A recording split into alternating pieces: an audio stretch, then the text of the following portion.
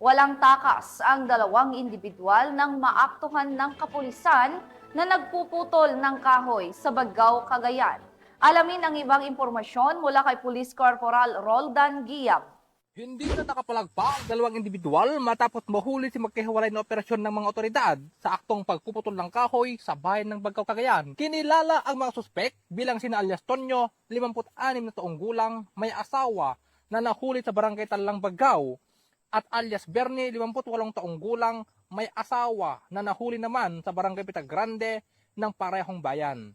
Pawang mga magsasaka at mga residente ng nasabing bayan. Ayon sa investigasyon, ang mga tauhan ng Bagao Police Station kasama ang mga tauhan ng 204th Maneuver Company, Regional Mobile Force Battalion 2 at Community Environment and Natural Resource Office Alcala ay nagsagawa ng operasyon dahil sa ulat na patuloy ang iligal na pagtutruso sa nasabing bayan. Nahuli ang mga suspek sa aktong pamumutol ng puno ng Gudmilina gamit ang isang chainsaw sa magkaibang barangay nang hilingin ang operatiba ang mga kukulang dokumento ukol sa permit ng pagpuputol ng puno at ang pagkakaroon ng lisensya ng ginamit na chainsaw na bigong makapagpresenta ang dalawang suspek na nagresulta sa kanilang pagkakaaresto. Na-recover mula kay Tonyo ang humigit kumulang 108 board feet ng Gudmilina sa iba't ibang sukat na may tinatayang halaga ng 4,320 pesos, samantala humigit kumulang 45 board feet naman ng Gudmilina sa iba't ibang sukat na may tinatayang halaga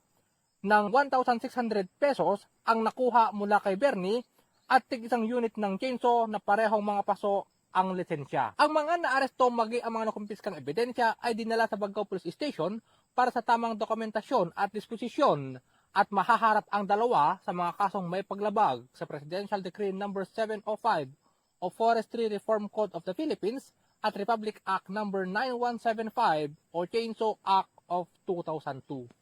Mula dito sa lalawigan ng Cagayan, ako ang inyong Police News Network Correspondent, Police Corporal Guiam, alagad ng batas, tagataguyod ng Balitang Pulis.